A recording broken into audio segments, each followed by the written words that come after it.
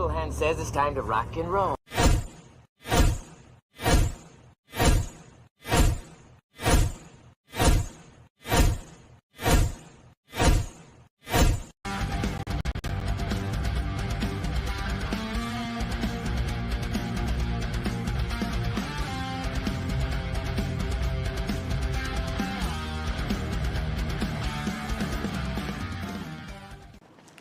Okay, dudes, let's walk this sucker. All right. Welcome back. It's been 2 weeks, but we're back for another episode of Into the Comiverse. And with me, I have from the Spiral Dimension, Dr. Von Hoot. Say hello, Dr. Von Hoot. I love that intro every time it gets me. It's tremendous. How's everybody doing tonight? How are you, Tony? Tell me about your weeks that we've been apart, because I feel like up until earlier on the Parliament of Mouths, we haven't seen each other for a little while. So how have you been? It's been a minute, just hanging out. A couple of weeks ago was Comics Curing Cancer. I didn't get to do as much as I did the year before, but I still was able to do something. And then I got my package from DJ Links today. Like, most of my stuff is going to Rob and from Rob.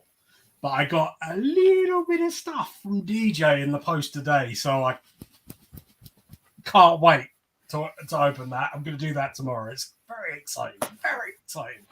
I know I got a slab in the print coming. There's a Megatron print that was really awesome, and then looking forward to that. But I want to take a minute to congratulate everybody from C3.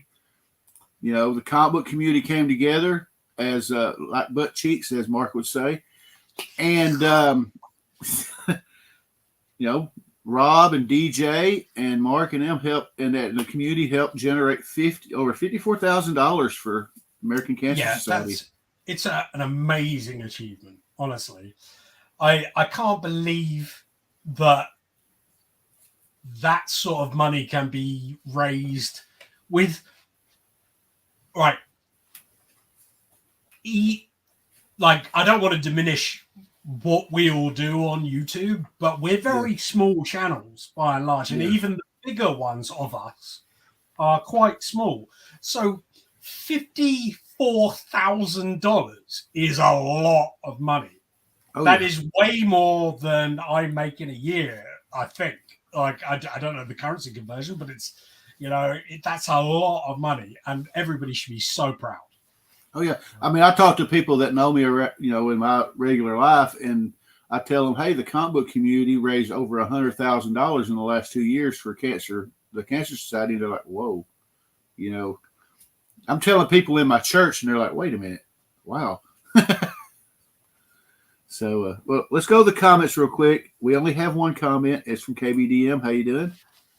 And I want to point out that if you want to join the panel and just hang out, BS, the link is at the top.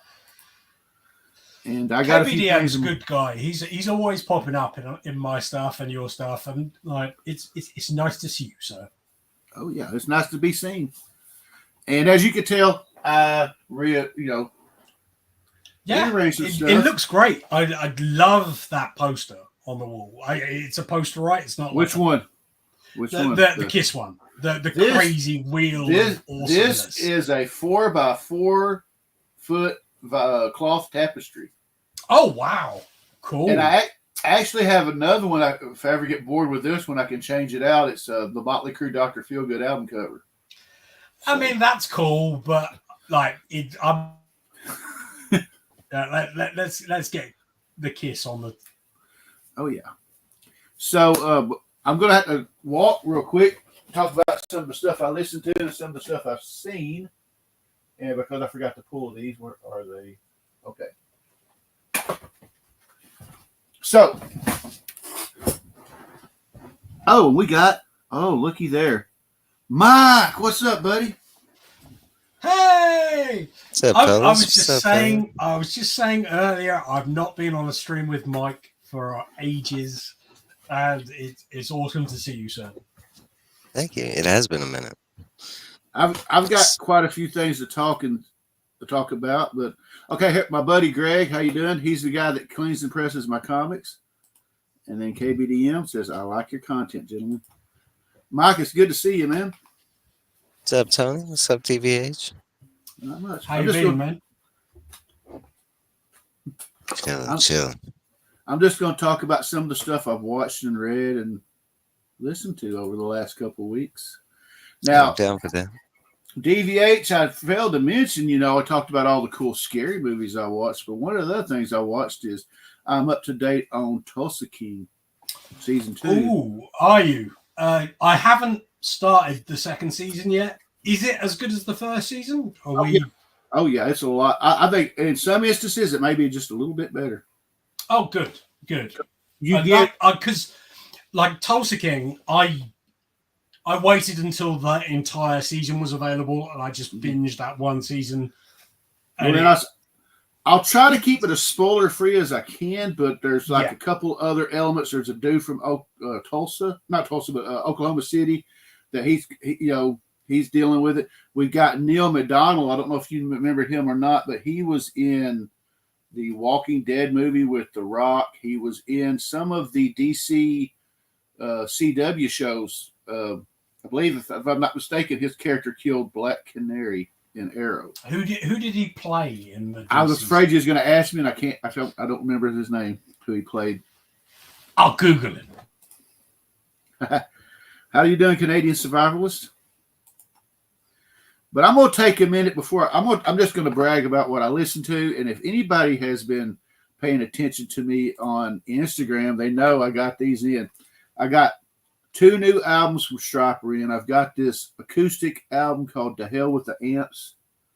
So basically, they just took some of their favorite hits and they stripped it down to acoustics, and it's hit and miss. Some songs sound great acoustic. Some songs don't.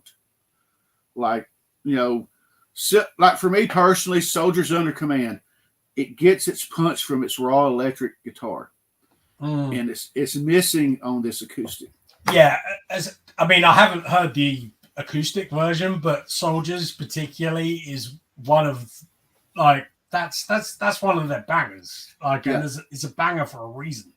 But like the first track on there's You Know What to Do. Now that's an electric song too, but for some reason when they played the acoustic, it kind of went with it. And so this is kind of like maybe a 2.5 out of 5 stars for that one. But I got the new album, When We Were Kings, and again, I've been saying this with every album. I don't know how they're going to top this one. It seems like since No More Hell to Pay, every album is better. And you would think, this is the 40th anniversary of the band. After 40 years, you'd think that the quality would trend down. Normally, bands that's been around that long, the quality tends to trend downward. But for them, they just keep getting better. Michael's writing just as good as he did back in the 80s. And question, Tony. Yes, sir. Do they sound like Stryper from the 80s? Like, is it hair metal-y stuff, or have they evolved? I have no idea, because my experience is literally like 2 albums from the 80s. So to me, the music is a little bit harder. Right. The sound is a little bit heavier. And I would put any of the newer stuff up against the old stuff. And I believe like albums like Fallen and Goddamn Evil and, even The Devil Believes, I would put those up against the original albums. And in some aspects, I think they may be just a little bit better. It's not really about quality. It's more about presentation. Are we getting the same sort of vocals? Like, does he reach the crazy high pitches and stuff? Oh yeah. Or is it some songs no, but there's a lot of songs that he hits just as high vocal now as he did in that when he did To Hell with the Devil. So yeah, it's pretty cool. I'm hoping I can get the vinyl soon because I gotta get the vinyl. Do you play vinyl or do you just collect? Is that the... Well, hold on. I'll answer that with this. Those boxes down there is my vinyl collection and my stereo. We're going wild here. Tremendous. Yeah. But that's what I've listened to.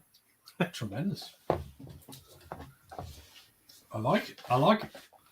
And as far as what I've read, I've completed the first of the new Driss trilogy, Timeless.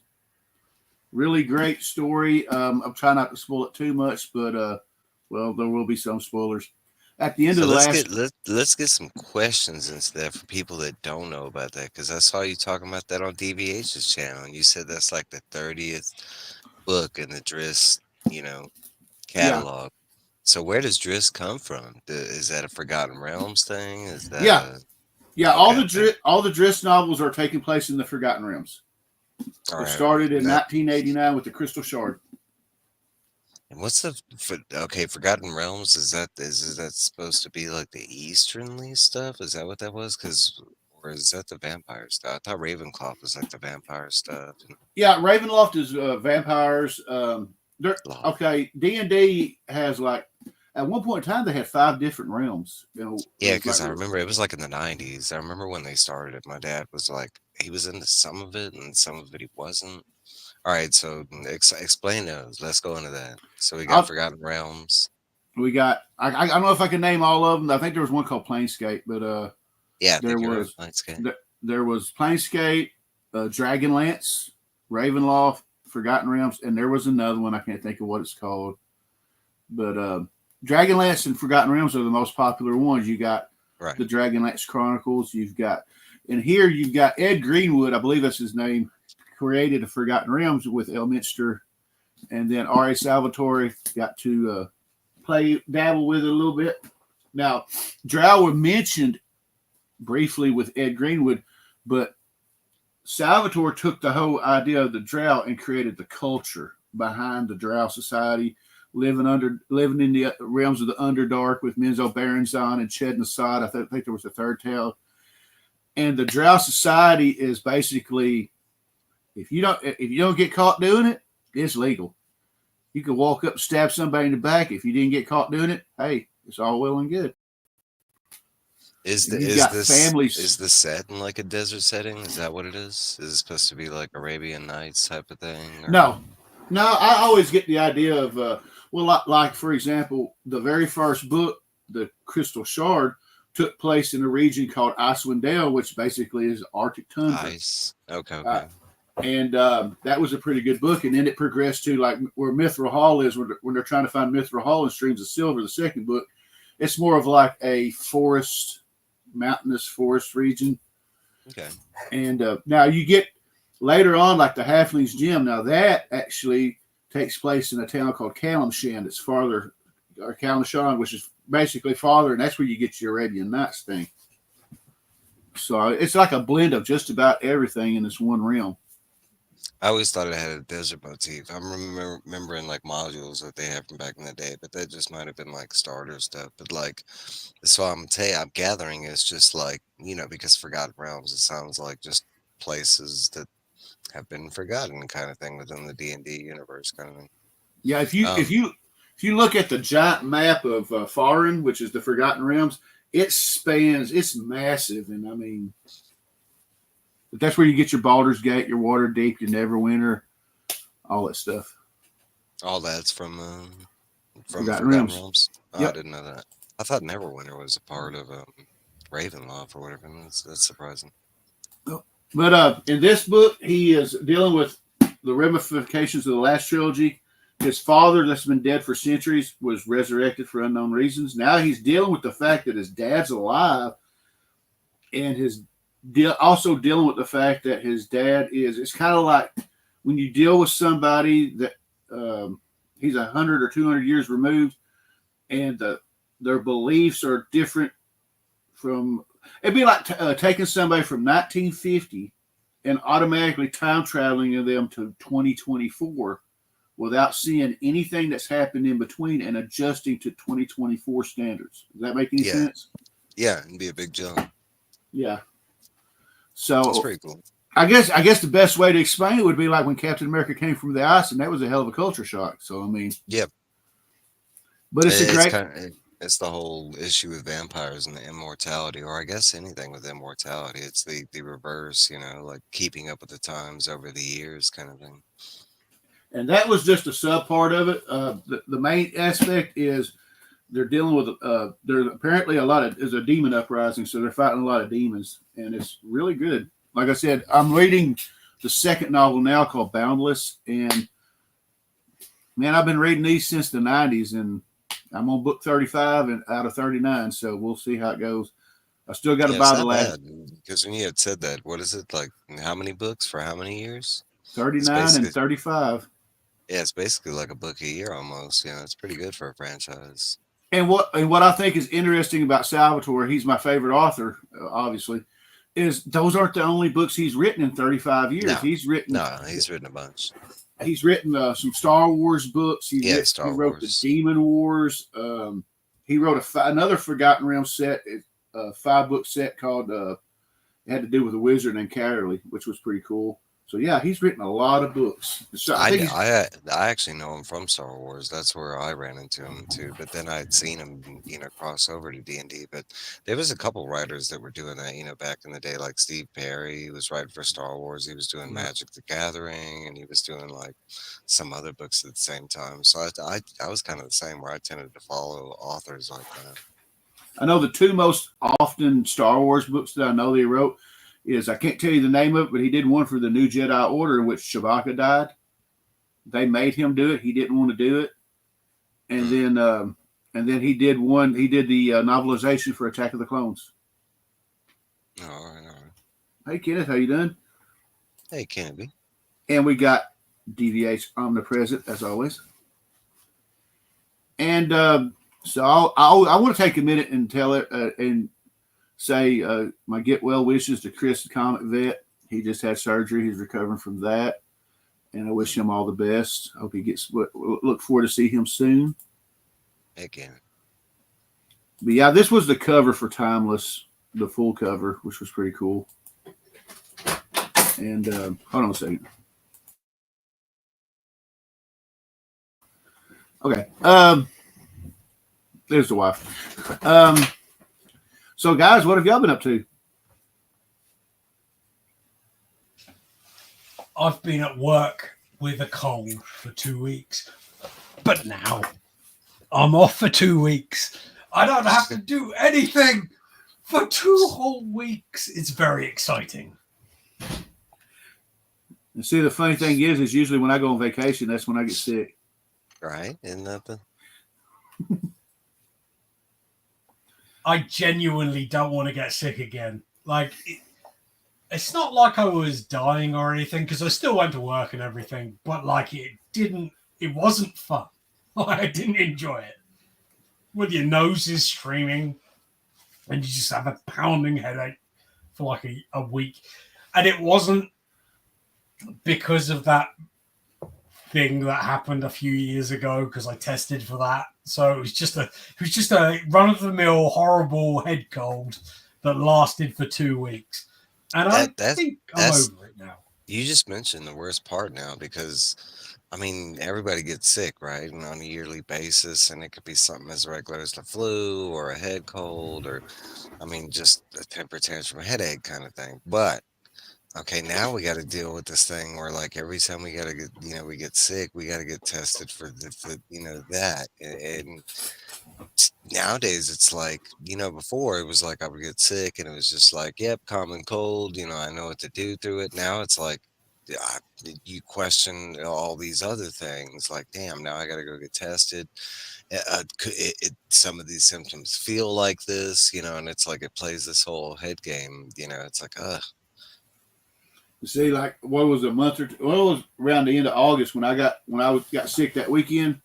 I just passed it off as maybe having a cold, and then that Monday when I got ready to go to work, I said maybe I ought to take a test just to make sure. Yeah, and that's when I tested positive, and I was like, my boss at work, he and we all had to get tested due to him, because he was one of those guys where it was like it came on, and for him it was like a scratchy. What's up, Steve? It was a scratchy sore throat, and it persisted for like the whole day, and like ending up the next day a couple guys ended up getting it. So it was like he was like the carrier or whatever, and like we kept telling him after they got it, because he hadn't gone to the doctor and got checked out. Sure enough, he had it, and it was like, hey, dude, you were the first one that had the symptoms. Yeah.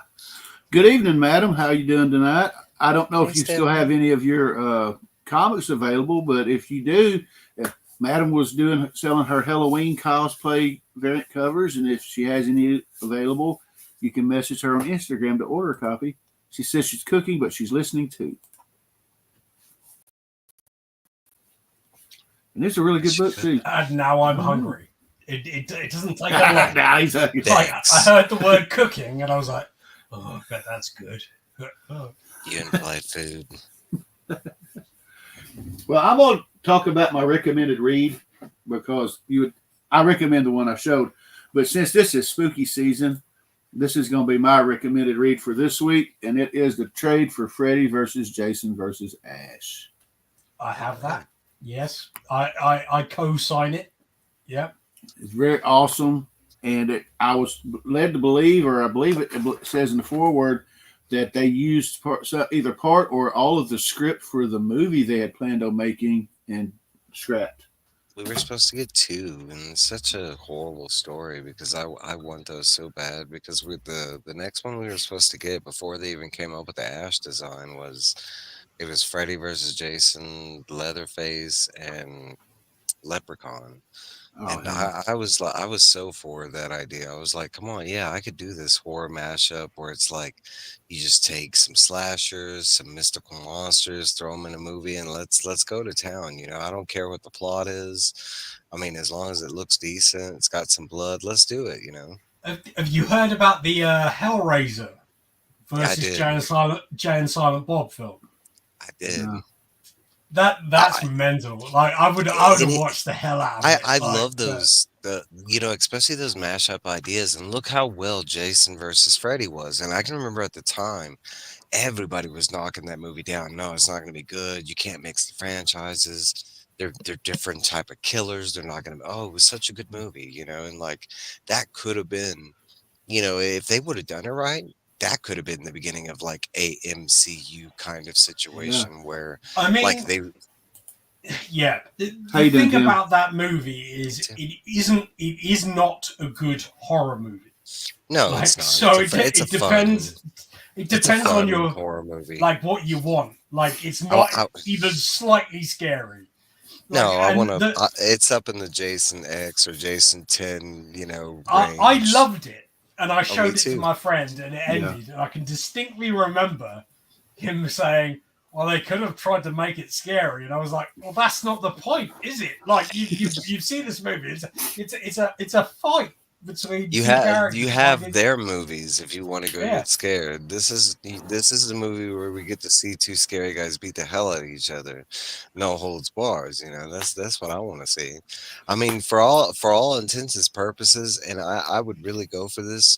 But you could throw an Ernest scared straight or some weird shit, and I would have been fine for that with no explanation. Just poof, he's there and he's fighting Jason and Freddy, from his Halloween movie. Oh my God, I would have loved that. I mean, there's so many things you could do with this. What's up, man? How you doing, Manny?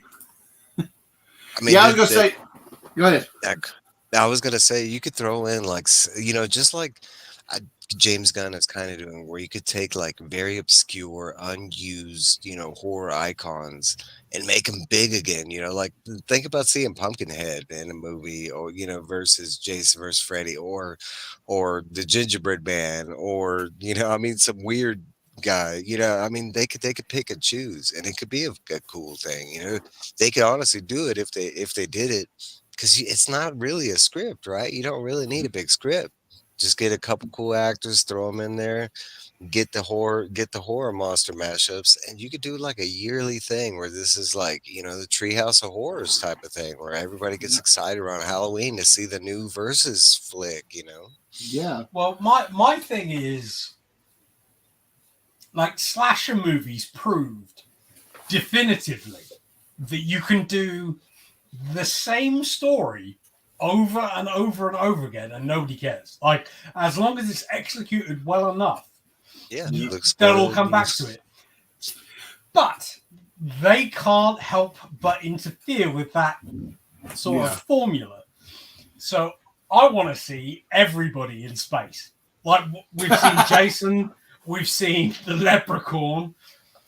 let's get everybody in space. I could do that. Eventually. I could do in space, you know, like the next one is set in space, and like okay, you do have a couple like let's do a 4 off, and you have like maybe one space related monster up there. I could go Xenomorph, or you could go like you could go obscure like Leviathan, or I don't know, but like all right. So like the other 3 are just like out of place, you know. Could you imagine a Xenomorph popping out of Jason? Exactly. Hellraiser, man. Why not? Hellraiser. Why not? That be. I mean, I actually think eventually we'll see something. Probably not a movie, but maybe an animated short where, like, Aliens versus Avengers type content does happen because Disney own it. Like, at some point, a what if will happen, an animated movie, like, and it. Like, why not? Why not do that? Like, you own it, like, and we'd all watch it. I'll watch the hell out of that. Like, I mean, I'll watch it. Well, I was going to point out, since Mike started talking about space, you know, last weekend, the #1 movie in the box office was Terrifier 3. And I already read a thing where they're talking about Terrifier 4, and I went, okay, we got to have one with Art the Clown in space now. We're not there yet. Well, we're not there yet. We need. There's plenty for Art the Clown to do before he gets to space. And there's one specifically. He has to go to the hood first. He has to go to the hood first, and then space is an option, because that is in the line of formula of like, and not just Leprechaun, but that's 3 other movies that have that. Yeah, exactly. Yeah. Well, does he have to go to New York City though? No, it doesn't say what hood. It just says in the hood. You know, I mean, it could be like in Alabama's hood. That don't matter as long as it's the hood. As long as it's the hood. As long as it's the hood. Yeah. I haven't seen Terrifier 3 yet, but I am looking forward to it. It's like 1 and 2, and his other appearances in All Hallows Eve. All Hallows Eve have been. What I love about that character, and I was thinking about this the other day, the Dr. Von Hoot character is not based on that, but I have thought about how he does comedy whilst being in a incredibly sinister situation. I mean, it's all like character profiled, right? It's all like his whole face, his mannerism down to the detail, and that's, you know, because that's what we were talking about the other night. Because is Terrifier a good movie? Not necessarily. There's not really any plot. I mean, the script is minuscule, which is not. I'm not saying these is bad issues, but it's really like body horror, you know, and it's really Art the Clown that sells the movie, and it's his mannerisms, it's his, you know, it's the way it's, you know, I mean, it's also the director and stuff like that, the way they portray him at a far off distance, just standing there, and then the next second he could be smiling at you, you know.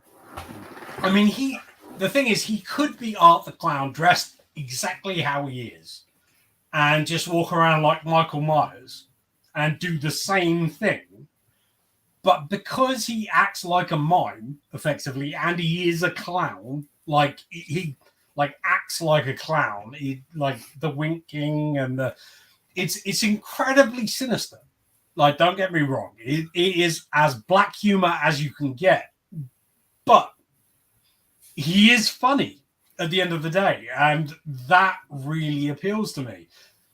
Like, without that, those films would be really hard to watch. But it's because it's the constant wink to the camera that, you know, it's only a movie. It's a good laugh. Like, that it makes it fun.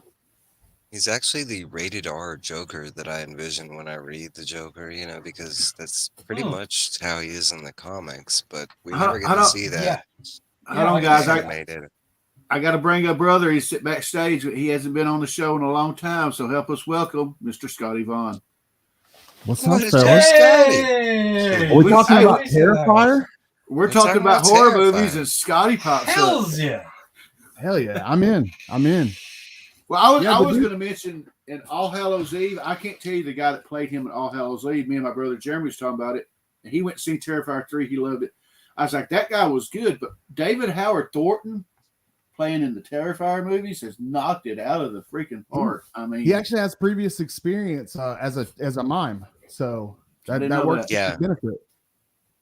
And I read an interview where he said the guy is pitch perfect. He understands that character. Yeah, like his movements down to a T. To the point where I've been watching YouTube clips of him dressed up as him, like doing the rounds for promotion, and you can't tell the difference.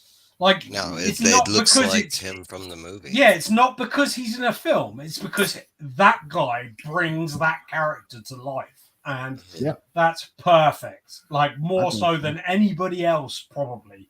Like, it's not something he does for like a limited time. You can tell he literally gets into the character. That guy understands. It can be a little scary, I mean, because we've had people delve too, actors that delve too far into the character. And I always get hesitant when I hear stories like that. But like, evidently, this guy is not.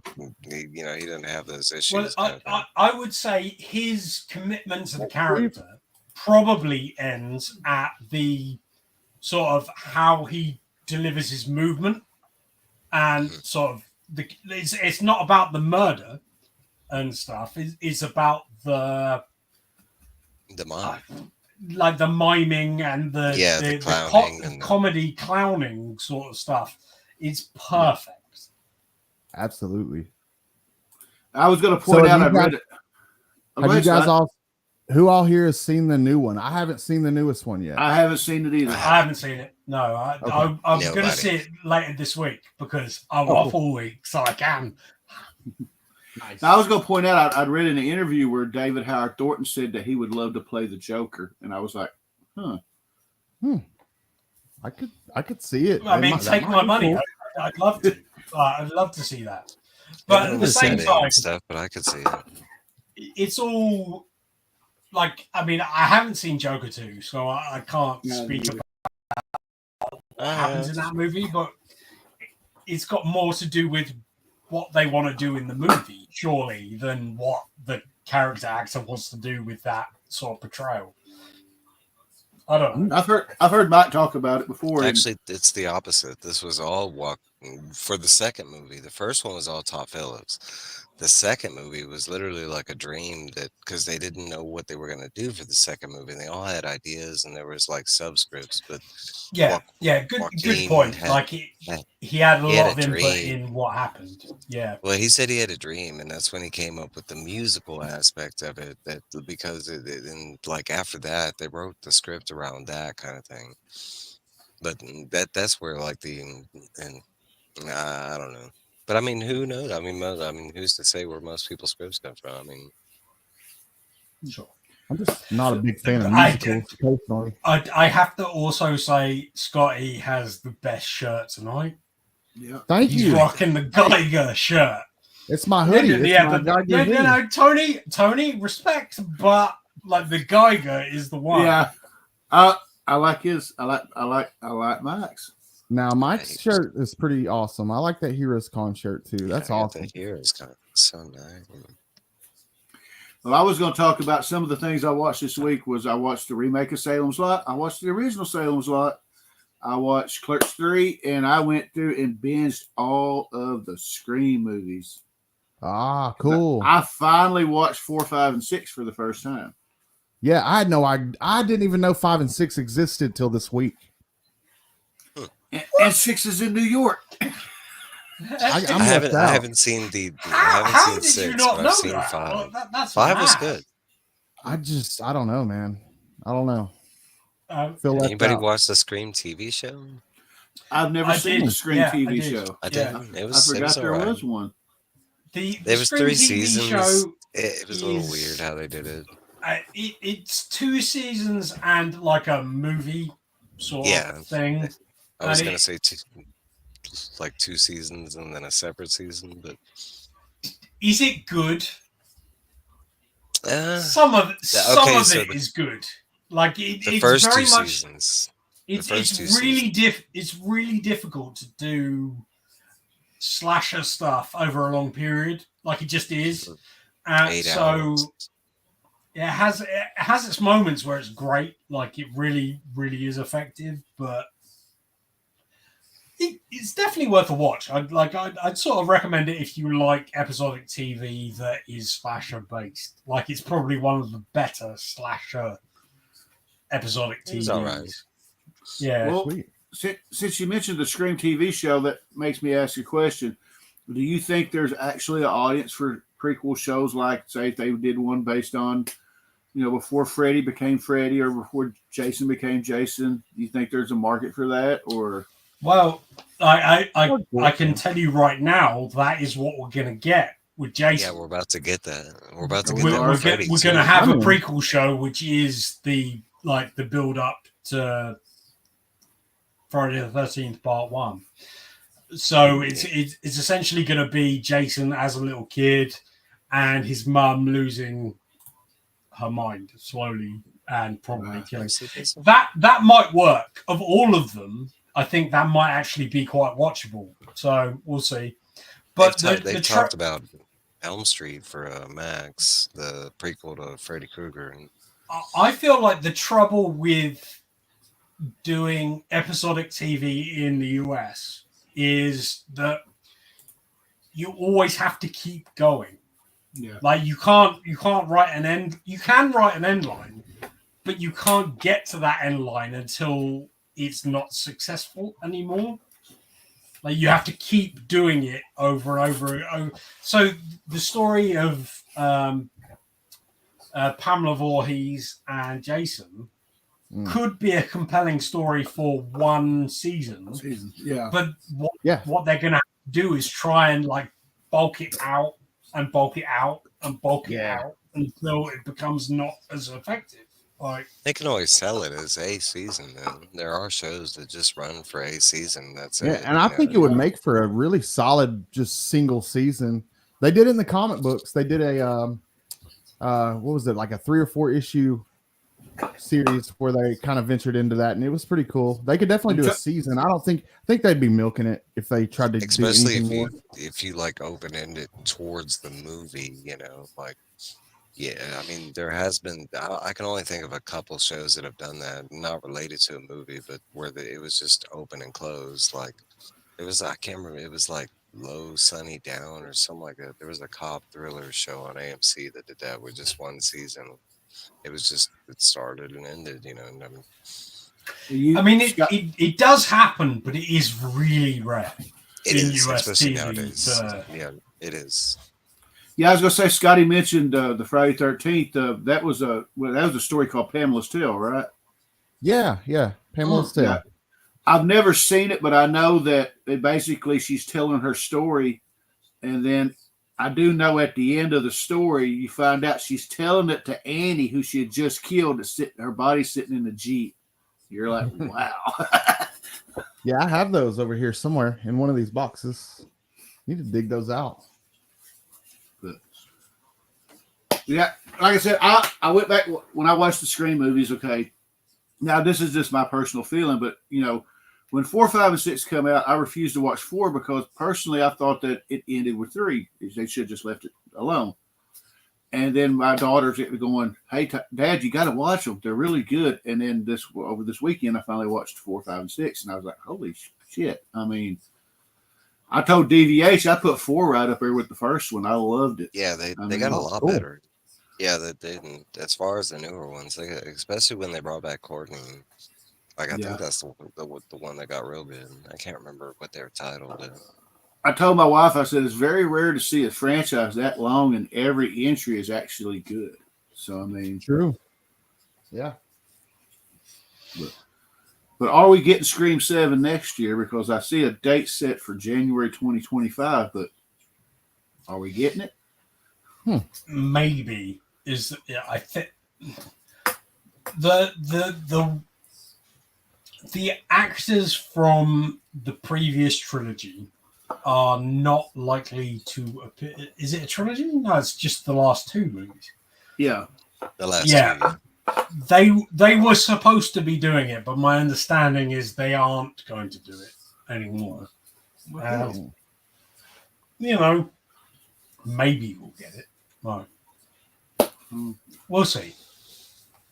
I mean, honestly, like if I'm going to get on my soapbox for a minute, Friday the 13th had the right formula in so much as like it doesn't matter about the characters. You just get a whole bunch of new characters and then you palm them off. And that, like, part of the problem with the Scream as an idea is they have to come up with a new reason for this thing to happen. To keep going. Yeah. Work really hard to get there. Whereas with Friday the 13th, it's like you just get a new bunch of counselors, bang, dead. Yeah, Jason comes back and he just kills people. Yeah. Right. Yeah, new cast every time. You know, in every cast, like, who's Jason? Still hanging out at the camp. Yeah. For Halloween for some time in the last couple ones. I don't know what they've been doing. I ain't even going to talk about Halloween Ends. Neither one. See, now, Halloween Ends is an interesting one because, like, do I love the movie?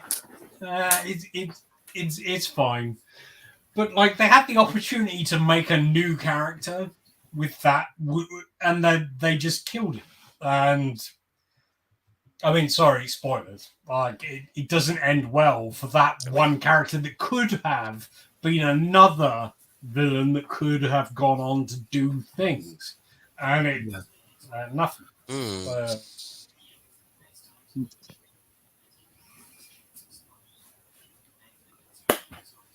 Silence. Got some posters today. We got the first poster for the new Karate Kid movie. Anybody see that? I didn't see the poster, but I've heard about it. I did see the poster. Jackie Chan and I'm Ralph Macchio. I'm like mainline this into my head. It's like, I love that franchise. We got the poster for the second Five Nights at Freddy, talking about horror movies, and I don't know about everybody else, but I like the first one. I thought it was. I did too. It was cool. Yeah, I'm not gonna say it was the best horror movie ever, you know, but it was a good watch for me. I took my daughter. I was gonna say I took my daughter and her friends to go watch it, but I enjoyed it too. I liked it. Yeah, I don't know a lot about, you know, before then. I mean, I am a gamer and I knew about the game, but I'd never officially played it. But I felt like for somebody not knowing the franchise, it was all right, you know. Enough that I would watch the second one, kind of thing. I'm kind of excited. I like gimmicky, like, you know, horror movies, and I feel like we don't have a lot of those right now. Like, especially like, you know, the whole puppet animatronic thing. I love that gimmick. Like, I do too. Yeah, I really liked Willy's Wonderland. I thought that was fun. Yes. I've heard some really bad things about that movie as well, and I thought I liked it. I like Willy's Wonderland. It was a lot of fun. Like, is it perfect? No. Like, we're talking, you know, like mid-level star rating bit. But yeah, it was fun. Yeah, it was fun. Yeah. And did you ever see the Banana Splits, the one they made like 2018? Oh yeah. Oh yeah. That movie is great. I love that. I thought that was the best. What I love about that movie is that people that know the Banana Splits don't know that movie exists. Right. It's loads of fun. Like, it's not perfect. In fact, it probably should be a lot better than it actually is, but like, it really tickles me that it exists. Like, that movie is like, that's what I would do with it. Came out of nowhere too. Like, they kind of made it in secret and kind of dropped it in secret. I love that. You know, not too many people know about it because it like even. I don't think the Banana Splits aired over here, but I am aware. Really aired a lot, you know. It did over here, but not super big. Not that much, right? No. Yeah. Like, but I'm aware-ish that it existed. Like, I knew about it before that movie came out, and when I saw the trailer for the first movie, I was like, "You have my attention." like it's really sort of.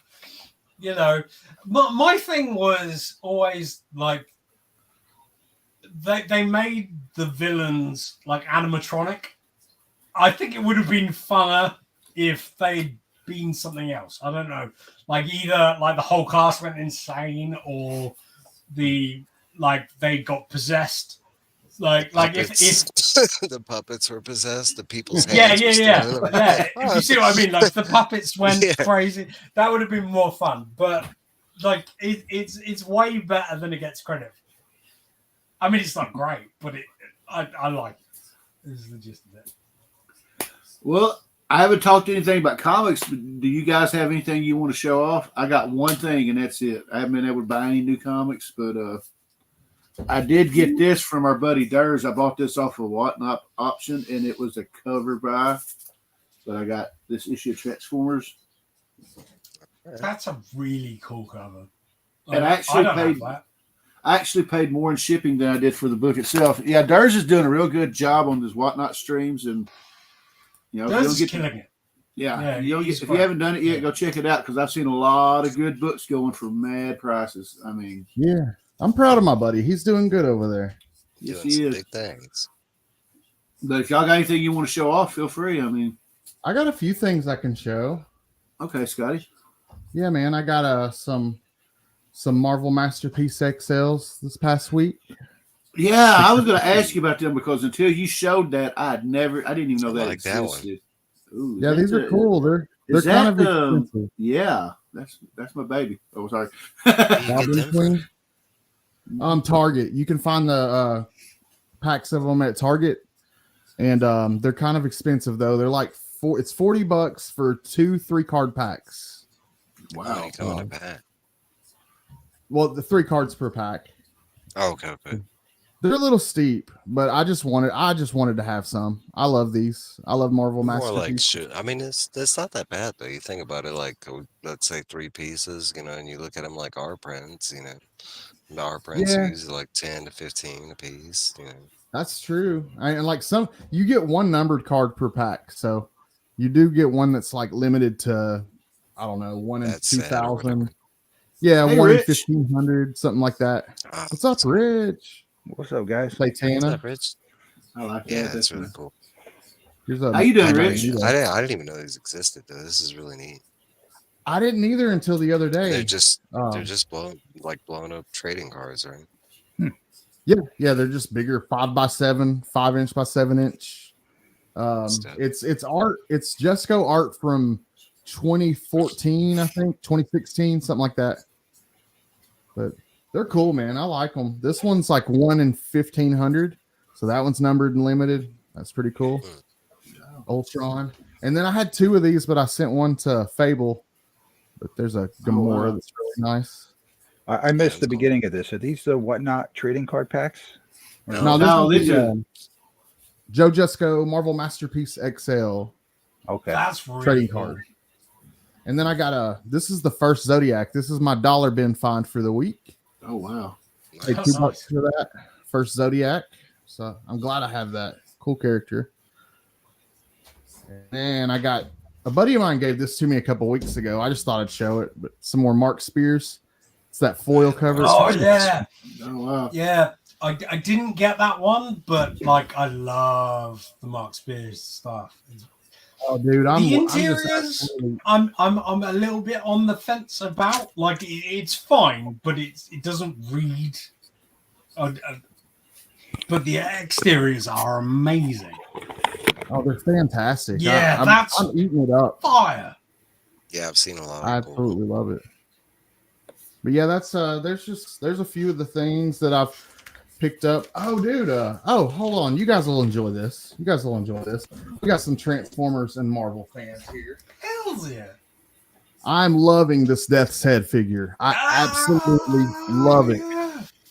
I love this guy. He's so cool. He's got weapons that change out on his hands. You can put the axe or the missile or the little spike. And I just love this guy. He's so cool. That's Death's Head? Death's Head. That's crazy. No shit. And I had no idea that he started in Transformers, UK Transformers. Yeah, I did not know that. Yeah, it did. I mean, like technically speaking,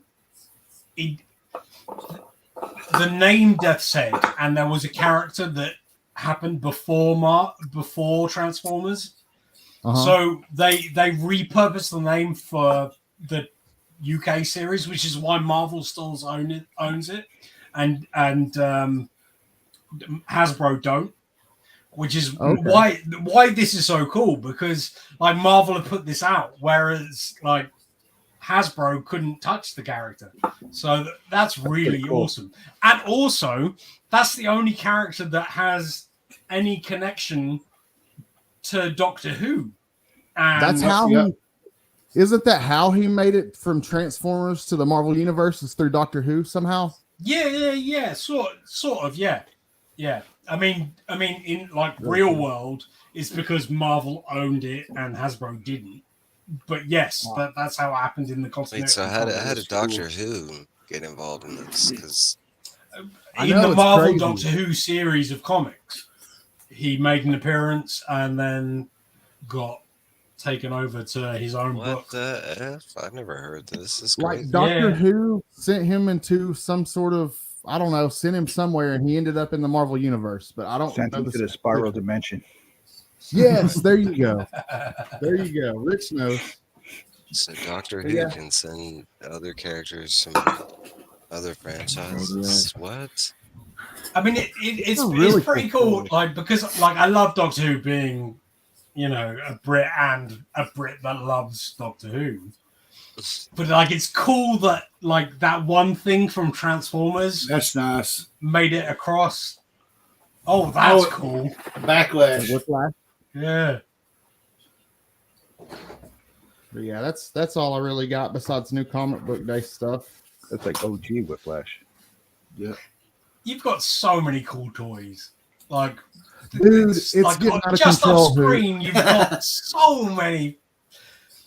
Like, you should do a toy tour instead of like one episode of your show. Because on the other side of them is like, just a big talk us mountain through the of toys. action figures. That'd be Okay. amazing. Whenever you're like short a guest, just do that instead. It'd be amazing. I'm always short, dude. I'm having such a hard time getting guests lately that it would be. I would love to do that if that's something you guys want to see, man. Yeah, I would love to do it. I'll be there. I'll watch the hell out of it. Like, hell yeah. Okay, I'll plan one And out. I'll always hang out with you if you want me to. Well, of course, man. That goes without saying. Any of you guys are always welcome. I mean, like, part of my issue is that I'm always at work on Mondays, but like, if you need somebody in the next 2 weeks, I'm here. Like, okay, because I'm off. I'm doing not tomorrow, or not the day after tomorrow, not this Monday, but the next week. I was gonna do a Halloween, like just like an open panel where everybody shows your horror comics or horror movies or anything horror. So if you guys want to hop on for that, let's do that. I'll come on to that, and I'll show you all my Blu-rays that are stacked over here. We'll be like, look at this film. Look at this film. that'll be fun. Steve, Yeah, it's that'll like, be cool. Yeah, why not? Yeah, if you haven't got anything booked, let's do it. All right. Yes. Okay. Steve says, pick me. Right. So Yeah, I've anybody been, else got anything you want to show off, or? Yeah, I got a couple things I got. Oh, Rich When Rich opens up the vault, you know it's going to be nothing cool. crazy. This isn't the vault. This is just stuff that I got this week in the mail from Instagram claim sale. So this is just ASM 302. There we go. So the only missing McFarlane cover from the ASM run I'm missing is 301. So one to go.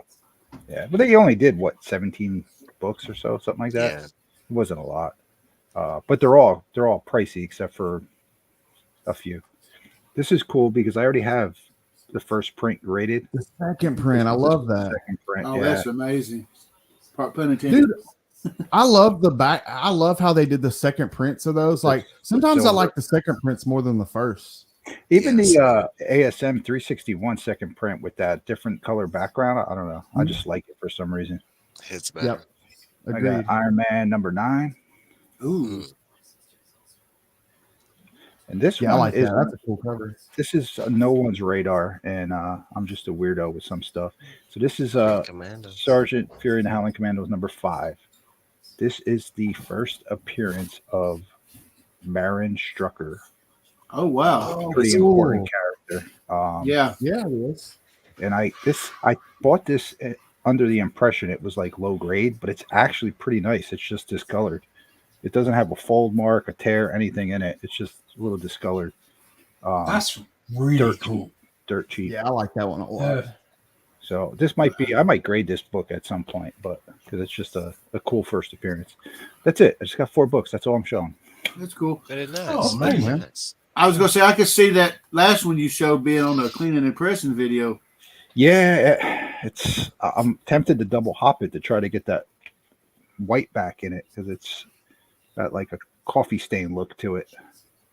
But I don't want to risk, because when you do a double hop, sometimes you jeopardize the paper a little bit. Well, guys, I'm gonna take a minute since you're all here, and I'm gonna tell everybody that today is the last day you can vote for the CBC Awards. Uh-oh. All these gentlemen, except for me, are finalists for CBC Awards. Next year, Tom. Well, let me ask, how long have we got to vote? Like, because it's the last day. Like, what time is it over there? Like, how long have we got? Brian's Eastern time, so you probably have till midnight. So you probably have Yeah, you got a few hours. You got Like a 6 few hours. hours. 4 hours. Something like that. Okay, so get your votes in for the comic book community awards that you love. I didn't. Like, it vote for the doesn't final. have to be us. I gotta It could do be mine as soon as we're anyone. done with the stream. But if you love somebody, give them the thumbs up. What if you don't love them? Or if you're mildly entertained, is fine. Yeah, we got a lot of really deserving creators in the community. Even if you don't want to vote for me or Hoot or Mike or Rich or any of us, there are so many great creators in the community. But I think you should vote for Hoot and Mike and Rich. I think they're worthy of the votes. Vote for your favorites. I mean, who Yeah, do you watch the most? You know, and if they're on that That's list, what I go vote by, for them. man. Who do I watch the most? That's Yeah. usually what I vote for. If you Like, like it, sense. vote Popularity. for it. Yeah. Makes That's sense. what I think. But I think it's important to vote. Is my It point. is. Yeah. Like, Yes. it We doesn't wanna have grow to be that. me. We It want doesn't to- have to be Mike. It doesn't have to be Scott. Participate. It doesn't have to be Rich. But if you like the content that is put up, vote got for 5 options. somebody. Yeah. And I'm going to be perfectly honest. Here in the United States, this is probably the most important election I'm looking forward to this year. I'm just going to say it. Yeah, it's all downhill from here. Same. You know, And Steve says to tickle the like button. But I'm going to break something else up before I forget, which I should never forget. I want to talk about the fundraiser for Jennifer. Keep Jennifer reading. Links are in the description of this video if you would like to contribute. Our friend Jennifer has been struggling with cancer for the last year, and she needs some help with the cost of the health treatments and everything. So if you can give anything, I'm sure it would be greatly appreciated. Greatly appreciated. And Great friend of the community. oh yeah, I don't, like I said, I've said before, I don't know her personally, but I watched some videos where like she would be on the Coffee and Comic Show with Bueller. Yep. And she'd be like taking one of her places, and she is just really awesome from what I have seen. And you know, She needs help. She needs the help. Yeah, man. Yeah. because we want her around. And For sure. John's Comics with Kids has him and a bunch of others have really rallied to her cause, and it's really awesome. Yeah, it is. Right. It's great to see. I think we're going to wrap up soon. Yeah, That's my impression. yeah. I have to go to the little boy's room, the little Mal's Uh-oh. room. So, like, if I'm not here, it's cool. Let's wrap it up. that's where Well, before I go any further, this is something I normally do at the beginning of the show, but I haven't done it yet. And I need to do my Comiverse Community Shoutouts, where I shout out 8 channels. If you're not subbed up to these channels, give them a like and sub and check out their stuff. They make awesome content. And this is this week's Comiverse Community Shoutouts.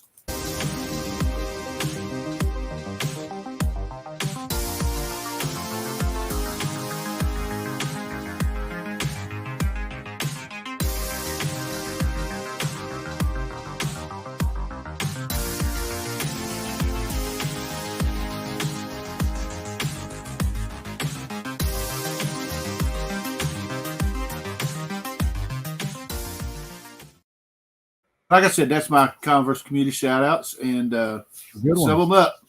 Give them some subs. Good ones. And yes, Steve, cancer does suck. I was going to say shuck. I'm having trouble talking. So, guys, next week for me, I'm going to be. It's funny we're talking about horror movies because next week I'm going to be doing my Halloween special where we talk about our favorite horror films. Sweet. So basically, we're just going to have a whole weekend where we're talking about our favorite horror films. Hell yeah, That'd be dude. pretty cool. That's something that doesn't get old, man. I can talk about horror stuff for forever. I love it. Oh yeah, yeah. And like tonight, I'll be watching Needful Things with the wife. We're going to do that later on. It's a good film. Sweet. Good film. I love it. Max von Sydow. I love him. Yeah. Hell yeah. But guys, I don't have nothing else to talk about. We'll go around the horn, and DVH is busy, so we'll start with Mike. Mike, what you got coming up? In about an hour, I'll be doing my Dark Tower live read-along discussion. You know, we'll be talking about the next arc in the comic book series, and then moving on to the next one. Yeah, but we'll be doing that in about an hour. And then Sunday night, me and Trev. That's about it. You know. I need to get Trev on the show whenever I get a chance. That'd be pretty cool. Rich, what you got coming up? I do a cleaning and pressing video every week. So if anybody wants to learn anything about cleaning and pressing, check me out. I'm always doing something. I'm taking advantage of the CGC 10 for 10 discount. So I got 15 books going out, started pressing, doing some content for that. And that's about it for me. Some shorts here and there, hang with Tony when I can. And after this, I'm going to pop on Mad Spidey's Outback for a little bit. Cool. Yeah, I've got a nice heat press. I originally got it for making T-shirts, which never worked, didn't actually work out. But I see people use them to press comics, so maybe they're I need the to watch same thing, man. They're the same thing as long as it's it fits and you got the right setup. They're the same thing. That's cool. Rich, whilst I have you, whilst he has you, newspaper print. Can that be pressed? Like safely and stuff? An actual newspaper? No. In the UK, our comics were on newspaper print for a long time, especially sort of the proper kids ones. And I've just bought a first cover appearance of a really famous character over here that isn't at all famous over there. I just wondered whether it can be done. I'm sure it can. It's if you're gonna steam it, you might not be able to steam it as much. It might be very minimal because of the paper content. And then what's the cover? Is the cover at least got a little bit of a magazine to it, or is it? No. It's straight up proper newspaper. It's newspapery. I'm sure it could be done. It's probably just a little more delicate. You got to be a little more careful with the humidity, and you probably got to put a few more sheets in between the pages just because of the print quality on that paper. But it was probably more time consuming, but I'm sure it could be done. Okay. I was just wondering because I bought something and it made me think it'd be great to get this graded because I'm pretty sure I'd be the only person in the world that has this cover. But nice. Yeah. Well, Scotty, what you got coming up? Well, this Monday on Comic Book Addicts, we will have Razor Comics, which is a little bit of a controversial guest. I don't usually do a whole lot of drama stuff, but me and Razor get along good. It's going to be a fun show. He's a really cool dude, and I hope that you guys will come out Monday and hang out with us. 7:30 p.m. Eastern Time, 4:30 p.m. Pacific Standard Time. And it's going to be a lot of fun. We're going to be talking about comic books and who knows what else. I'll be dropping a new adult erotica on comics video this Wednesday. I'll be talking about Milo Manara this week. So it's going to be an awesome, interesting video. And I hope that you guys will tune in Wednesday, 11 a.m. Eastern Time. Hey, Scott, how are those doing for you, man? I see you posting a lot of them. I didn't look at how many views or anything they get, but I see you doing quite a bit. Are they doing well for you? My Wednesday videos typically do pretty well, dude. I'm getting anywhere from 1,000 to about 85,000 videos, so they're doing really good. Wow. The one this past week, not so well. People don't want to see gay comics. It turns out that surprised me. I thought it would do better than it did, but gay comics not so much. But all my other videos get between 1 and 85,000, so they're doing good. Wait, to be clear, you're surprised by the fact that people only want to see boobs in videos. Like the previous week, I did a feminist. I went down the rabbit hole of feminist underground comics, and there was a lot of interest there.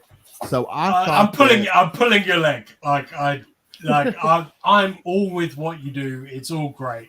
You got to think of the demographics and who makes up the demographic is of the world. I think people were simply scared to click the video. I think a little bit of homophobic stuff going on. Yeah, I don't think it's that. Probably it's just, I think what you do is awesome. So. I think in so much as I think it's now I'm gonna have to go draw look at attention it. to that kind of thing, and it is important. It is important to bring the gay content as much as any other content. Like if you're gonna be the guy that does that stuff, you have to do the whole spectrum. You have to, dude. And the thing about it that a lot of people don't realize, a lot of these pioneering cartoonists that you guys love and respect were gay, and you just probably didn't know it because back then it wasn't acceptable. And that's how it came about, dude. Dennis Kitchen realized that Howard Cruz was gay and just wasn't admitting it to the world, and decided to run with it, man. It's so sad that kind of thing happens. It is, man. And that's why it's more important that you do that gay content, even if it doesn't get clicks, because those people deserve it. It deserves really, to be talked really about, important. Man. Yeah. It deserves to be talked about. To the few that need to see it, and it'll speak to them, kind of thing. That's it, man. That's exactly it. It only got 200 and something views compared to 85,000 with Cherry Pop Tart, 45,000 with Bizarre Sex. So obviously, people want to see the more bizarre, more taboo. But it's very important that I discuss some of these really, really important years, man, in gay comics and feminist comics in a lot of the different areas as well. Cool. Well, that's really interesting that it's that low a number as well. Is YouTube itself trying to hamstring you? I don't know. That seems. I don't think so. I mean, the gay community is only 1.3 or something like that % of the population. So, and I knew when I did the video there was potential for it to fail, and that's okay though, because of the video that I'm doing to follow it up, I know will succeed. I just know it's going to do good. So hopefully I pick up the steam again next week with some steamy Milo Manara stuff. DVH, what you got coming up, brother? I will be recording a video tomorrow. And in that video, you muted. You muted yourself. He did it on purpose. Get out of here, comedic genius. Brilliant. Well played, sir. So if you want to find out, go watch this channel tomorrow. That's right. Basically, you're still muted. I'm muted as hell. I had no idea. I was being dramatic and everything. No, it wasn't intentional at all. Oh, we thought it was. Yeah, I know. I was being a genius then, but from what you said. I'm shooting a video tomorrow, and then on Monday there will be an unboxing video, and then probably it will be the Parliament and Mouths on Saturday, and followed by Comiverse at midnight my time, which I still don't know what time it is for you. I have no idea.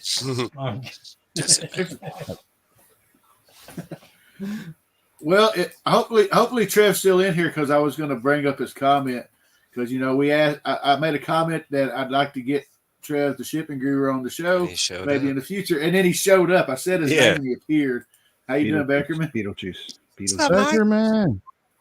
What's up? Oh, dude? So I need to get Becca on my show to talk about wrestling because yeah, I didn't talk about to wrestling. talk about wrestling with somebody. Yeah. Be a good person So, to have on.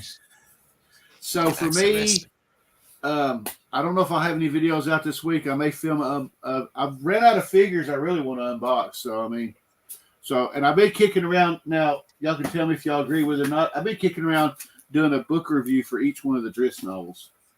So I'm for it. you for it? Mhm. But we'll be back hopefully next Saturday for the Parliament Mouse, if it happens. Next week for the end of the Comiverse, we're going to talk about our favorite scary movies. Yeah. So that'll be awesome. Everybody here is invited to hang out, show off some stuff. Don't show off too much stuff because Scotty's got a show the following Monday. Halloween show. It's all good. There's tons of horror stuff, man. It's all good. I mean, like, I could spend Yeah, about how long we going on one a stream? whole day Yeah, right. talking about the stuff that I don't love. Right. So, So like, much, if we're so just much. doing the stuff that we love, it's fine. Or talk about the obscure That's stuff fine. that you think everybody should know about that you may think that you're the only one that watches it. It might be. I mean, that's most of it. Yeah. To be fair, like, See, I've seen a lot of movies I never even heard of. Yeah. Well, I want to take a minute to thank all the guys for hanging out in the panel tonight. Scotty, thanks for showing up. Rich, Of course. DVH, Mike, thanks for hanging out. Thanks for everybody hanging out in the chats. I neglected to mention that this is the first stream that's not only going over YouTube, but on Facebook as well, if I did it right. And Crap, I gotta go. and we'll thank everybody who's watching this on the replay.